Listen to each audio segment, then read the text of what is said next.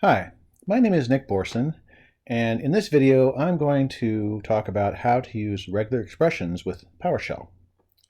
So first of all, what is a regular expression? A regular expression is a sequence of characters that define a pattern that can be matched against some input text.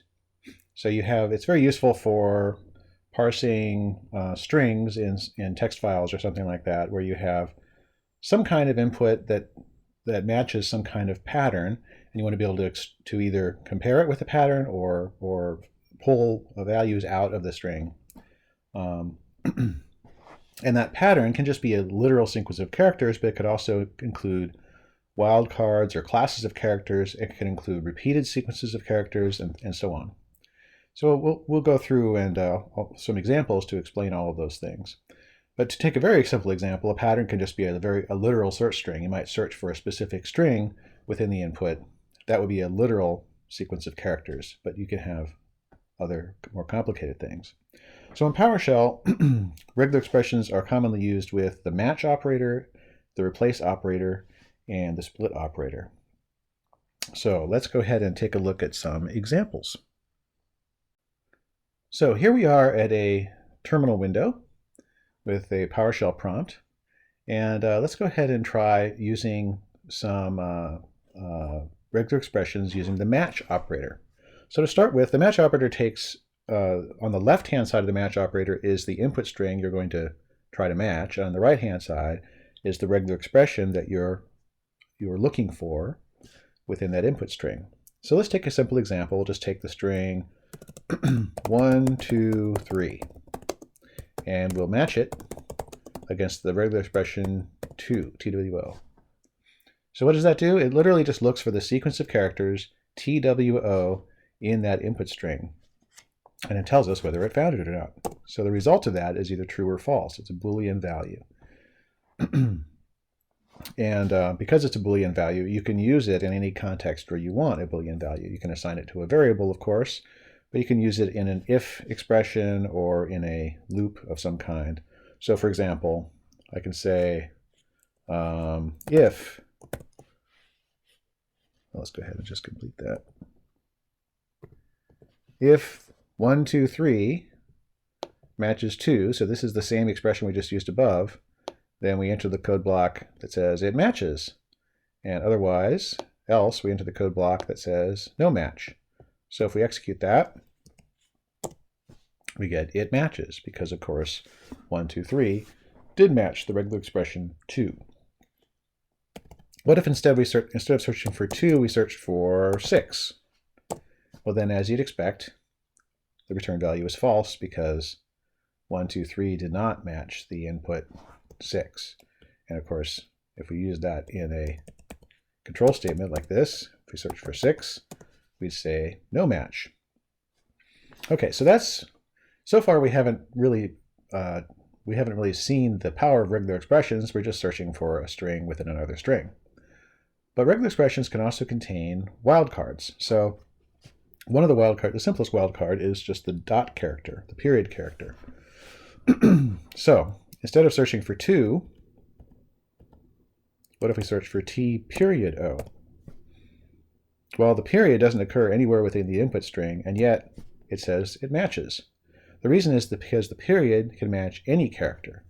So when the pattern here was matched against the input, it found a T, which matched the T in the pattern, and then the W matched the period, because the period will match anything, and then the O matched the O.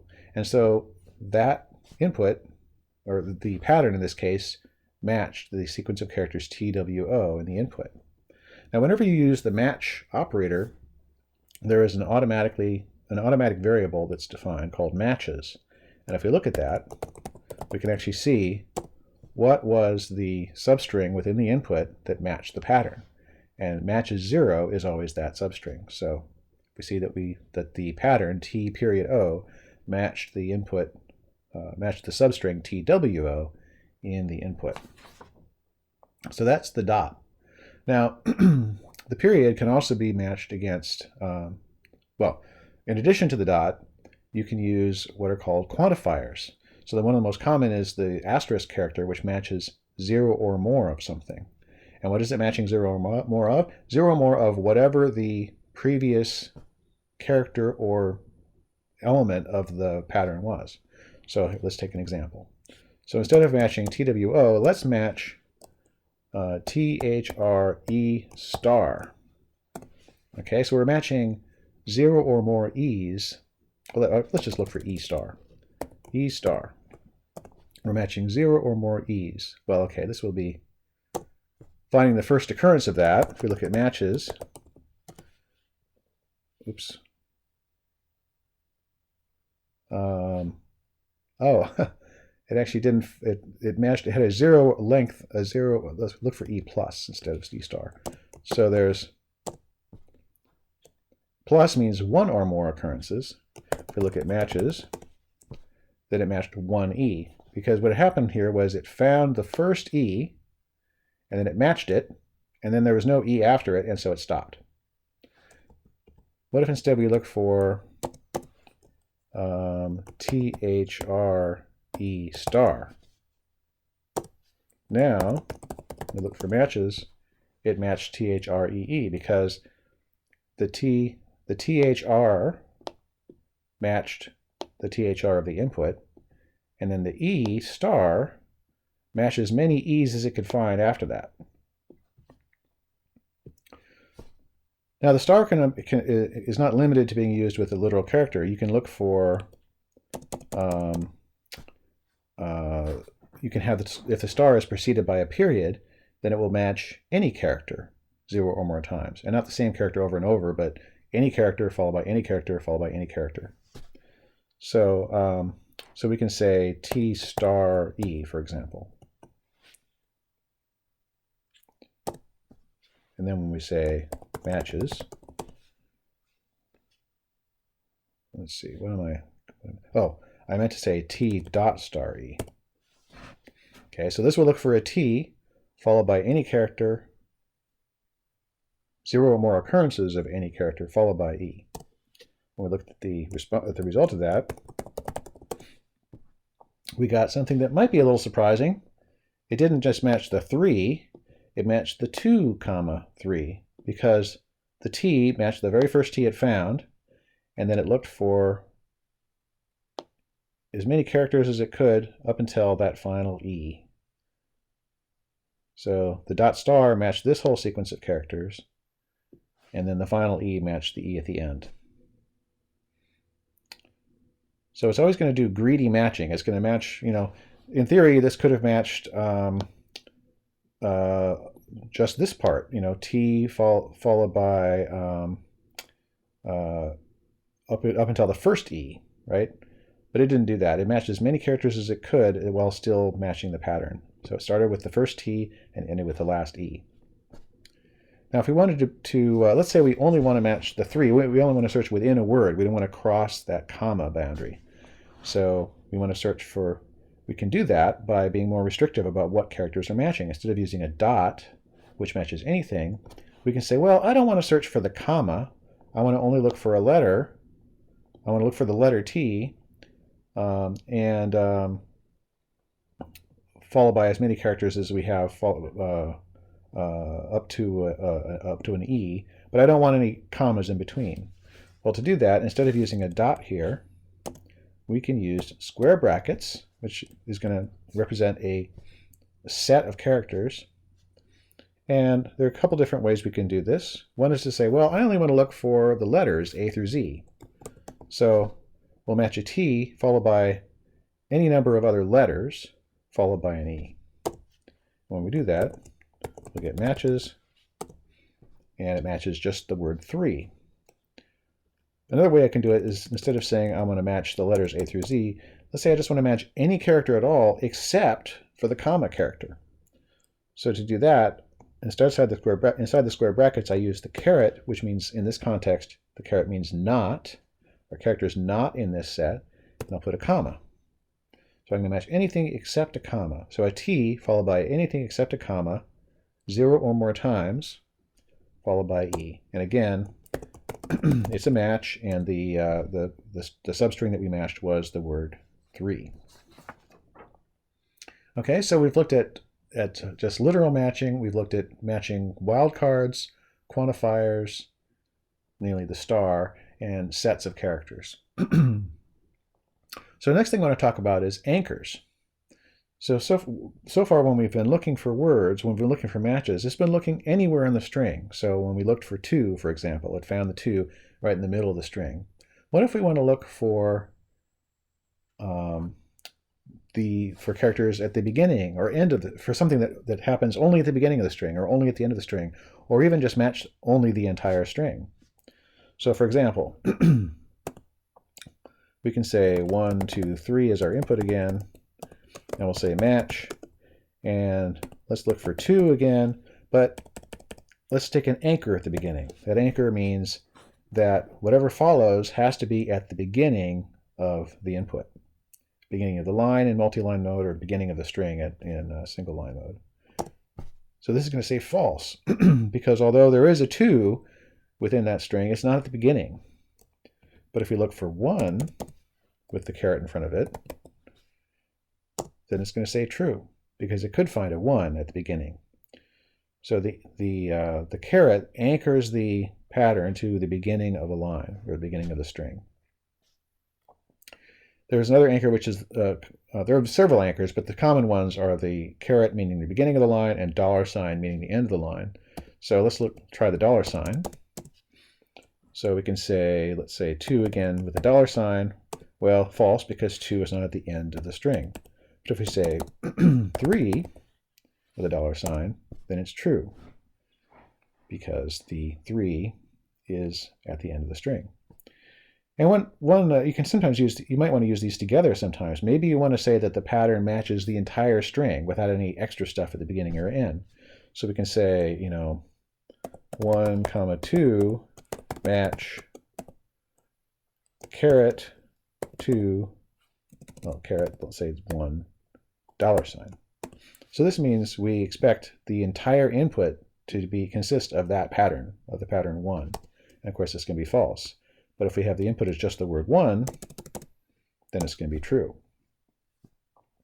Or let's take another example of maybe that's a little more likely, because I mean this is really the above that what we just did there is sort of equivalent to say 1 equals 1, right? Oops, that should be a hyphen equal for the equals operator.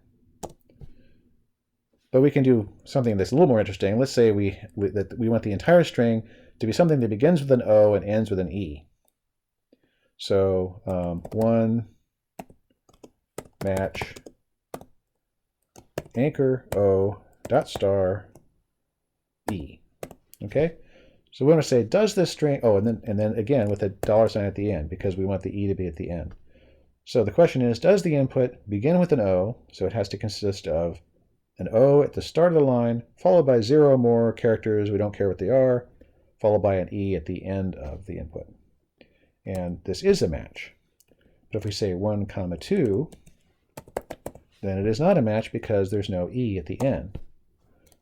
But if we say 1, 2, 3, well, then we're going to have a match again, because the O matched the O at the very beginning, the dot star matched everything up in between, and the E matched the E at the very end.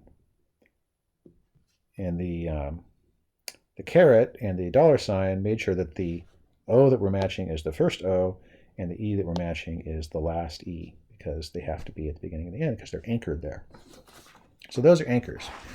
Anchors are useful because sometimes you don't want to just know whether a string contains something, but whether the entire string matches the pattern that you're looking for.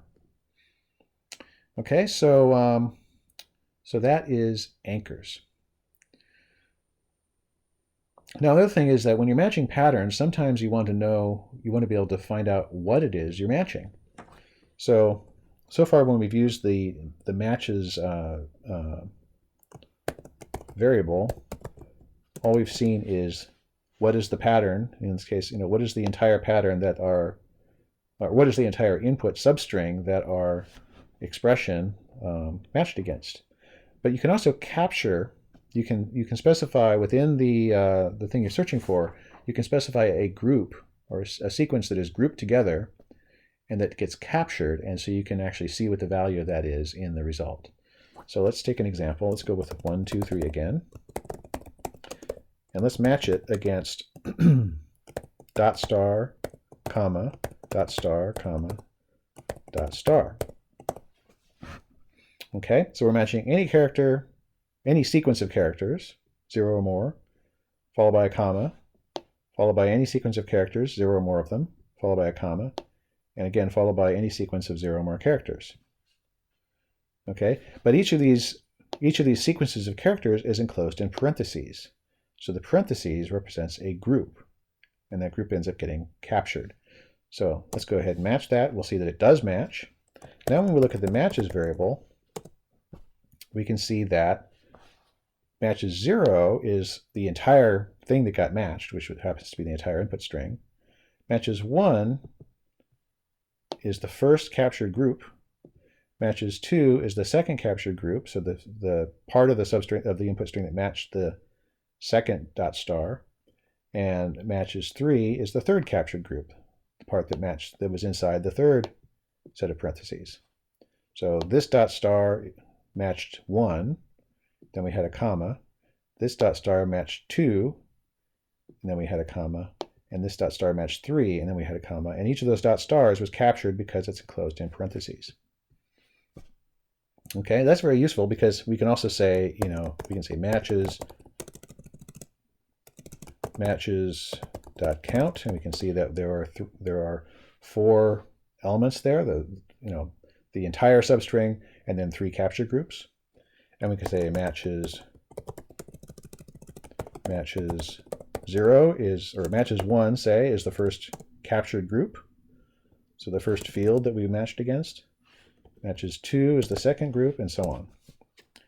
So captured groups is quite useful because maybe you want to parse a line of text that has different fields or something, and you want to be able to pull out those different fields. Well, being able to capture them allows you to do that. Now, this particular regular expression that we used is maybe not as precise as we were hoping for. What if the input didn't have that exact form? What if it was 1, 2, 3, 4? So we have 4 fields separated by commas, and we're matching it against dot star, comma, dot star, comma, dot star. What do you think we'll get? Well, it does match, but what are we matching? So let's look at it. Well, interestingly, the first captured group matched 1, comma 2. So the entire string got matched against the pattern, even though there were only 3 sequences separated by commas here. And that's because the first captured group includes the first comma. What it did was it tried to match as many characters as it could while still matching this pattern. So it's called greedy matching. So the first wildcard sequence here, the first sequence matched and kept matching for as long as it could while still ensuring that the entire pattern matched the input. Okay, well that's not really what we maybe want here. What we'd really prefer would be to only match the first field, the first comma separated field. Well, to do that, we can improve our regular expression by using the technique we used before of having, instead of matching a dot, we could say, don't include the comma in that. Only match non-comma characters. And we'll do the same thing with the other ones.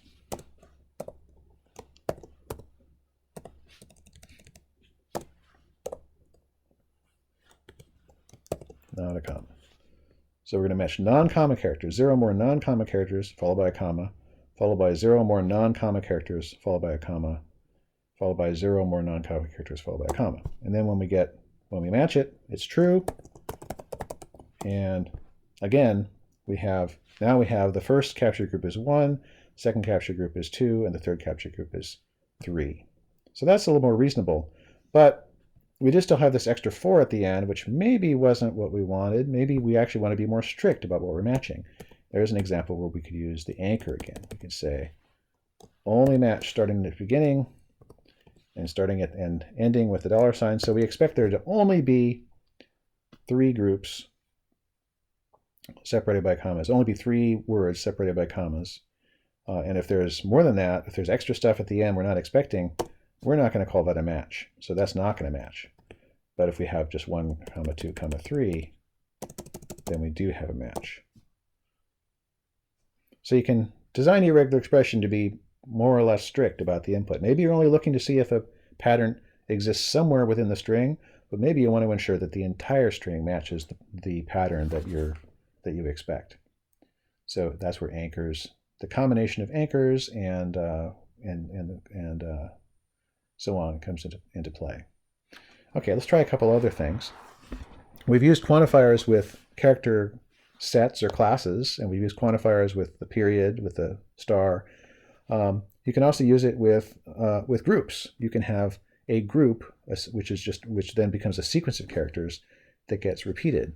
So we have to use a different input string here. Let's try something that has a sequence of characters that gets repeated. We'll say cha, cha, cha, ching. Okay, and we'll match it against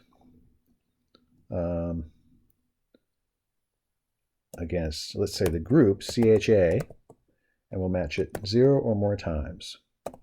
Okay, so it's a match, and when we look at the matches variable again, we see that it matched this pattern matched against the substring cha cha cha, because it matched it 3 times, because that sequence occurred 3 times in the input. It repeated that sequence 3 times. Now, the capture group 1 is just the last occurrence of it. So, when you're using a repeated sequence like that, maybe the capturing isn't that useful. It's just because it's not capturing the whole thing, it's only capturing the last one.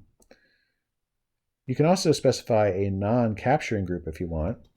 So inside the parentheses, if you include the question mark colon, so this is a bit cryptic, but this means that it is still a group. What follows the colon is still a group, but we're not capturing the group. So it will still match the input, and when we look at matches, we'll see that it matched that the pattern matched the substring cha cha cha, but we didn't capture the cha. We just matched it. Okay, so let's try another example here with cha cha cha ching. Let's instead of a star quantifier, let's try something different. We're going to match cha and then ching question mark. Okay, what does that mean? The question mark means 0 or 1 of whatever came before. So when we hit enter here and look at matches, then in this case it just matched the cha. Why did it not match the... I would have thought that it would, maybe it doesn't do greedy matching when it's doing that. I would have thought it would actually match the... Oh, you know what it is? It matched the first cha. That's what it did. So it matched the first CHA, and then that wasn't followed by a ching, wasn't immediately followed by ching, so it stopped there. Now if we say just cha ching and look at matches, then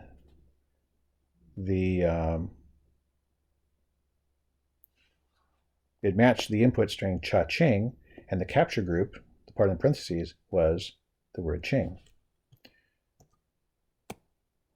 And if we take out the ching part, it's still considered a match, but in this case we didn't capture the ching and we only matched the word cha because it is optional, the question mark being 0 or 1. Okay, so that is optional groups with the question mark. Now, it was a more practical use of that. For example, let's suppose that you have, let's suppose that the input is someone's name, and it takes the form of last name, comma, first name, but then maybe there's an optional middle name. So you can have, say, last, first, Well, let's just put that as a comment. Or you can have last, first, comma, middle. Okay, so those are the two possible inputs we're interested in. And we want to define a regular expression that will capture the last name and capture the first name and also capture the middle name if present, but just ignore it if not present. So that is where we can use our question mark because the middle name part is optional. So let's just let's type our regular expression first. Let's say we have, well, we're going to match the whole thing. So we'll start at the beginning and we're going to capture the first name. And again, we don't want a comma. We're going to capture a sequence of characters that are not commas. And we're going to capture 0 or more of them. And then that will be our first group. That is going to be followed by a comma. And then we're going to do the same thing again. I'm just going to copy and paste that first part there. The same thing again. So that is our first name. So we have our last name and our first name. And then we optionally have a comma followed by a middle name. So we're going to have another group. That's going to consist of a comma. And then we have our middle name. So that'll be again, a non-comma, 0 or more of them.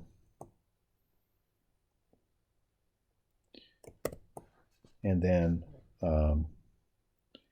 we expect that to be the end of the string. So there's our regular expression. So let's try it against so I'm going to copy and paste that whole line right there. That is our regular expression. Now, let's try it with last first. Let's see what we get. Oh, shoot. I thought I copied that, but I didn't. All right, let's try it. Let's type it over again. All right, we have started the string. We have a group consisting of not commas, 0 or more, and then a comma, and another group consisting of not commas, 0 or more. And then we might not have another comma after that because there might not be a middle name. So we're going to have an optional group. I'm just going to go ahead and put that like so. And then inside this optional group, what do we have? We have a comma, and then we have our middle name, which would be a non-comma, 0 or more occurrences of that. Okay? So that's considered a match, last first. And when we look at matches, our matches variable, we get the captured group 1 is last because it comes, the beginning. Captured group 2 is first, which comes afterwards. And then we don't have a third captured group because there was no middle name. And then if we use that same regular expression, but with the input last, first, middle, and then look at matches. Now we have 3 captured groups. We have the last, the first, and comma middle. Now that's not ideal because we have that comma there that we don't really want. Well, we can fix that. We can put another capture group inside this group, so like so. Okay, so now we have this whole group is the part that's controlled by the question mark. That includes the comma. So the comma followed by the 0 or more non-comma characters is the part that's optional. The reason we have to put it in parentheses is because we want to group that whole thing together as a unit that we have 0 or 1 of. And then the part after the comma is actually the part that we're interested in capturing. That's the actual middle name. Okay, so now we again have true, and we look at matches. We have the first group is last, the last name. The second captured group is the first name. The third captured group is that outer parentheses that includes the comma as well as the middle name. And then the fourth captured, or the final captured group is just the middle name, so the inner parentheses. Now really we would kind of rather get rid of that outer parentheses entirely, and that is where we can refine this still further by having that be a non-capturing group. So again, if we just have the question mark colon after the parentheses, that means that we're not capturing this group. We're just grouping for purposes of being able to use the quantifier with it, the question mark with it. So now, finally, we have what we want, which is matches, gives us we're matching the whole string, last, first, middle. The first captured group 1 is the first token. The captured group 2 is the first, and captured group 3 is the middle. And again, the same regular expression will also match if we don't have a middle name. But in that case, we just have captured groups 1 and 2 and no captured group 3. And if you're writing code to be able to differentiate between those two cases, you could just look at matches.count to see whether that last captured group is present. And in this case, the count is 3 because we just have 0, 1, and 2, but there's no capture. Whereas if we're looking at last, first, middle, we can see that matches.count is now 4 because there are 4 elements in the there are the 4 capture groups, including the group 0 that represents the entire substring. Okay, so I showed you a lot of uses of the match operator. There's also a replace operator, and let's go back to our 1, 2, 3, and now we'll say let's replace a string within the input with another string. And the simplest example is just replacing literal strings. So here we have the argument, the right hand, so the left hand, on the left hand side of the replace operator is the input string. On the right hand side of the replace operator are 2 strings separated by commas. So the first string is the pattern that we're searching for, and the second string is what we're replacing it with. So what we should get here is the 1, comma, numeral 2, comma, 3, and that's in fact what we get. So, but again, the pattern is it can be a regular expression. So, for example, let's say that I want to chop off the last, we have a comma delimited, we have 3 comma delimited fields. Let's say I just want to chop off the last one. So I can say 1, 2, 3 as our input, and replace. And this time, I'm going to search for a comma, followed by 0 or more non-comma characters, and then anchored at the end of the string. So this will match whatever the last comma in the string is, and every character after that that's not a comma, up until the end of the string. And what I'm going to replace it with is just the empty string. So I'm just going to chop off the comma 3. And what we get is 1, comma 2. Okay, so that's an example of search and replace using a pattern, where we're matching a pattern in the input and replacing it with something else. So let's do one more example. In this case, we're going to use captured groups, because you can actually refer to the captured groups in the replacement string. So here we have, let's go with 1, 2, 3 again, and replace. And let's do a pattern similar to what we've done before. We're going to match the entire string. So we're going to start with the caret, and we're going to capture a group that includes 0 or more non-comma characters, followed by a comma, followed by another group that consists of 0 or more non-comma characters, followed by another comma, and then another group, which is again any character other than the comma 0 or more times, and then the end of the string. So we're matching a string that consists of 3 words separated by 3 fields separated by commas, and each of those fields is captured. Now in the replacement string, we can refer to those captured groups using $, and then the number the one base number of the group. One base because in the matches variable, as we've seen, matches 1 is the first captured group, and the matcher 2 is the second captured group, and so on. So in the replacement string, let's go ahead and just reverse the order of the fields by saying $1, $2, $3, $2, $1. And so where we had 1, 2, 3 in the input, we now have 3, 2, 1 in the as the result. So here we've seen how we can use the match expression to match regular expressions. We can match either part of the string, or we can match the entire string by using anchors, and we can match, and the pattern can include wildcards. It can include groups that get captured. It can include repeating characters or optional groups, and so on. So it's really quite powerful. Now let's take a look at a script that demonstrates an example of how you might use this in a script. So I'm going to start at Visual Studio Code, and I'm just going to type code period in order to launch Visual Studio Code, opening the current directory. Okay, and all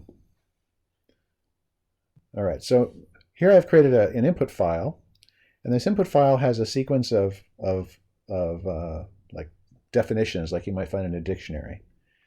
And so each definition consists of a word followed by a colon followed by the definition. But there are actually two different cases here. We can have a definition that just has, in some cases we just have one definition, and in other cases we can have multiple definitions. And in those cases, we have one period followed by the first definition, then 2 period followed by the second definition, and so on. So we want to be able to handle both of those cases, and so that's what we do in our script. So let's go into our script file that processes this. So this script is going to first in the script we create an empty hash table. So $words, the $words variable is assigned initially an empty hash table. So the @ followed by the curly braces means we're creating a hash table. Now we could put stuff in the hash table by putting that by putting those initializers inside the curly braces, but we're gonna create an empty hash table, and then we're gonna add to it as we process the input file. So next we open the input file by using well, first of all, we construct the path of the input file by taking the PS script root, which is a predefined variable that always is whatever the directory is that contains the script that it appears in. So when used in a script file, PS script root is the path of the directory that contains that file. Then we use join path to join that script root with the file name input.txt. So this is going to give us the full path of the input.txt file in the same directory that contains our script. Then we call get content with that path. That gives us the contents of that text file. I just kind of collapsed that. The contents of that text file as a series of lines, a sequence of strings, one string for each line of the text file. Now we take that content and we pipe that using the pipe operator to the for each object command. So that means that the script block that follows that inside these curly braces is going to be executed once for each line of that input file. So for each line, remember, of our input.txt file contains the definition or definitions for some word. Now here is where we use our regular expressions. If the input matches this regular expression, the input is specified by the pipeline variable. Whenever you use for each object, then inside the code block $_, the pipeline variable matches whatever the current line is or the current item is that we're looping over. So if that line of text matches this pattern, which I will talk about in a moment, then we're going to execute this block. And if that line, if it doesn't match that first pattern, but it matches this second pattern here, then we're going to execute this script block. And then finally, at the very end of our script, we just return the the hash table we created. We're right into the output. We actually don't even need to include right output. We could just say $words or even return words, I think would work. But right output, I think I just like that in here because it's more explicit. Oops. It says this is the output of this program is the hash table that we've created. Okay, so let's take a look at these patterns and what they represent. So the first pattern is matching the last case I talked about. We had, let's look at the input again. We had code, colon, 1 period, and then noun, symbol substituted for other words for purposes of secrecy, so like a secret code. 2 period, noun, software instructions. 3 period, verb, the act of writing software instructions. So we have 3 definitions. Each definition is preceded by a number and a period and a space. So this pattern matches that kind of input. So we have, first of all, we are wanting to match the entire thing. So we match at the starting at the beginning of the line. So we use the anchor, meaning we're matching at the beginning of the input. Then we have a captured group. Now this is something we haven't seen before. The \w means a word character. So we're not going to match, you can look up in the reference if you like just do a web search for PowerShell regular expressions. You can find a topic called about regular expressions that will explain all the syntax, but it includes things like predefined sets of characters. So \w just means it's a word character, which basically means a alphabetic character or an underscore, I believe, is what it counts as a word character. 1 or more of them. So this is the word we're looking for. This is the word we're defining. So it's 1 or more word characters, and then we capture that by putting it inside parentheses. That's followed by a colon, and then a space, and then we have the numeral 1. And here's something else we haven't seen before. We want to match a period, but we don't want to match any character. We want to match a literal period character. So we have a period and we precede it with a \/ to escape it. So escaping the period means we're not matching a wildcard, we're matching a literal period character. Okay, and then that's followed by another space, and then we have 0 or more of any character all the way up to the end of the string. We don't need a $sign here because it's implied that the star is going to match as many characters as it can. So it's going to match right up to the end of the string. So we have the input is going to be of the form word, colon, that word's going to get captured, 1 period, and then we have whatever follows that. This whole part is going to be the second capture group, whatever follows the 1 period. So again, matches 1 is going to be the word, and matches 2 is going to be everything after that 1 period. So first definition. So not the 1 period itself, but everything after that. So the next thing we want to do then is we want to split this so that each definition is a separate string. So we use a new operator we haven't seen before that also takes a regular expression called split. So split will search for occurrences of this pattern within the string. So the input string now we're taking is matches 2. So matches 2 is the sequence, is all the definitions, everything that follows the 1 period. So we have the definitions separated by numbers. And then we're going to split that by searching for occurrences of a number. In this case, it's the decimal digit 0 through 9. So inside the square brackets, we're taking the range of characters 0 through 9, 1 or more of them. So a plus matches 1 or more of something. So it's like the star, but it has to match at least once. And then a literal period and then a space. So that's going to match, for example, the 2 period space or a 3 period space or whatever. So what the split then does is it looks for occurrences of the pattern. So for example, the 2 period space, and then whenever it finds that, it splits the string at that point. So it takes whatever preceded it as one thing, and then whatever follows it as another thing. And then it keeps looking and it finds the next occurrence of that pattern, and it chops the string off there as well. So what we get here in this case would be, after splitting, we'd have first definition period and space, I guess. I think we actually want to include a space here. First definition period, and then we have the pattern is space 2 period, or space 2 period space, right? And then we have second definition period. So what we end up with is an array of strings where the first string is this and the second string is this. And the pattern is just a delimiter. It's not included in the output of that. Okay, so that's kind of complicated to explain, but we'll see the result when we actually run the script. So the other case is, remember we had two different kind of formats for the input. We had the multi-definition format that had the numbers in it, and then we have the single definition format where we just skip the numbers.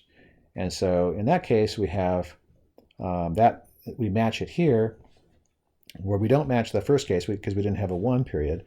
We just match the a word at the start consisting of one or more word characters, which we capture, and that's followed by a colon, space, and then we capture a group consisting of any other character up to the end of the line. So we just have a word, colon, definition, and we add the definition to the hash table. So, I skipped that part. Here we end up creating an array of strings, one for each definition, and we add that array to the hash table. So the hash table, remember, was the words variable that we constructed at the beginning. And then we index into that hash table using the square brackets. We're selecting an element in that hash table, or in this case, we're really assigning to an element in that hash table. And the name of the element is the word, which was the captured expression 1. And then the value is the array of definitions that we created using the split operator. So here we're doing the same thing. Here we only have one definition. We construct an array anyway, just for simplicity, or rather for consistency, so that every element of the hash table is an array. And some of the arrays have only one definition, whereas some of the arrays can have multiple definitions. So here we use the at parentheses to indicate that we're creating an array, and the array in this case just has one element, which is the captured definition. Okay, so let's run this. We can actually run it right from within PowerShell. And I'm going to say $W equals get definitions. I'll hit tab to autocomplete. So we're just going to run our script, and then the output of the script is that hash table that we created. That's going to be assigned to our W variable.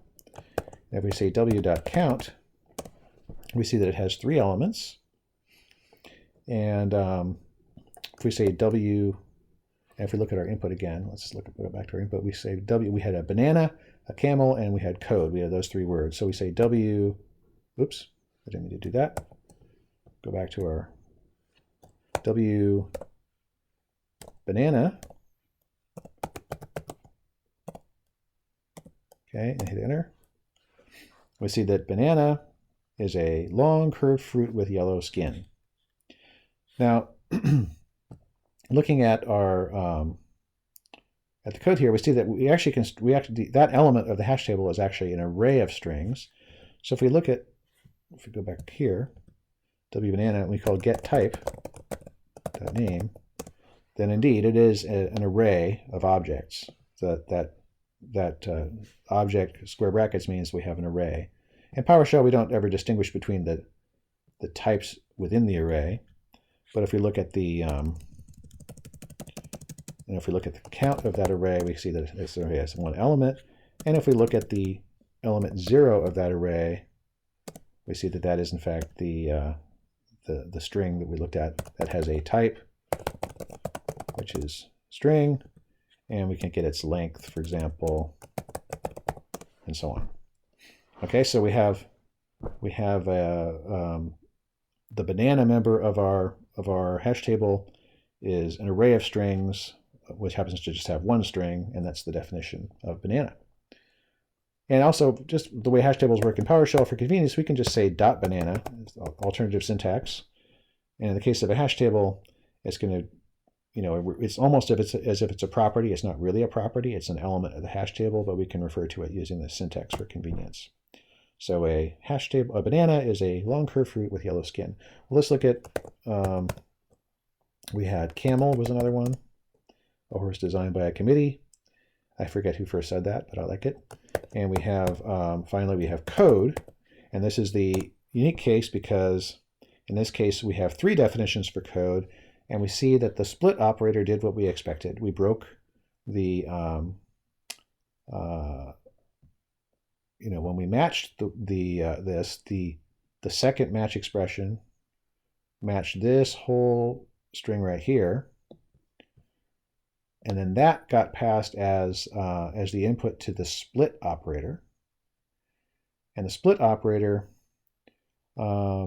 matched the pattern that we're looking for, that we're treating as a delimiter, against the space 2 period space and against the space 3 period space. And so the substrings between those delimiters got treated as the arrays that we see here. So we have symbols, noun symbols substituted for other words for purposes of secrecy, and then software instructions, and then the active writing software instructions. So the split operator also uses regular expressions, which is pretty cool. And of course, we can, because it's an array, we can say, what is its count? We can refer to individual members of the array. We can say, I just want the first definition of code, and that is symbol substituted for other words for purposes of secrecy, and so on. So looking back at our script, we have uses of the match operator. The match operator returns a Boolean, so we can use it in an if expression, and that way we can say, well, if the input matches this pattern, we do one thing. If it matches a different pattern, we'll do something else. And finally, we can use the split. We can use capture expressions in the input to capture parts of the input that correspond to different parts of the pattern, and we can use the split operator in this case to chop up a string with multiple fields into an array of strings. So that's it for my demonstration of regular expressions in PowerShell. I hope that you find that useful, because regular expressions are a very powerful way of processing text, and PowerShell makes it super easy to work with them. Thank you.